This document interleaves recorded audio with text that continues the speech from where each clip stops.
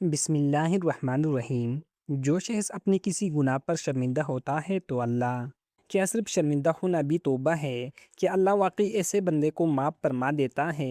نبی کریم صلی اللہ علیہ وآلہ وسلم نے اس کا واضح جواب دے دیا ہے۔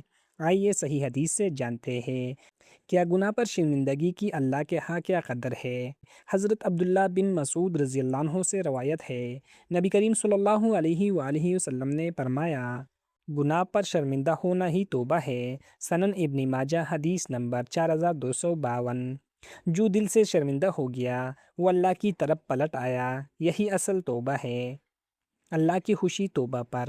حضرت ابو ہریرہ رضی اللہ عنہ سے روایت ہے کہ رسول اللہ صلی اللہ علیہ وآلہ وسلم نے فرمایا، اللہ اپنے بندے کی توبہ پر اس شخص سے بھی زیادہ خوش ہوتا ہے جس کا کھویا ہوا اونٹ ویران جنگل میں مل جائے۔ صحیح بخاری حدیث نمبر 6309۔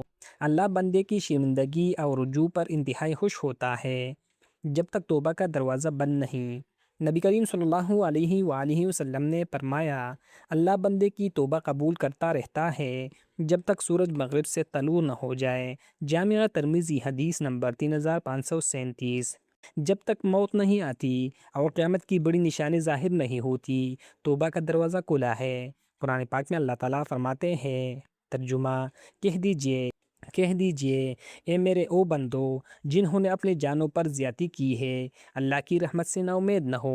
بے شک اللہ تمام گناہ معاف فرما دیتا ہے، بے شک وہ بہت بخشنے والا نہایت مہربان ہے۔ سورۃ الزمر آیت نمبر 53۔ جو شخص اپنی گناہ پر دل سے شرمندہ ہو، اللہ کی طرف رجوع کرے، آئندہ گناہ چھوڑنے کا ارادہ کرے تو اللہ اس کی توبہ قبول فرماتا ہے اور اس سے بہت خوش ہوتا ہے۔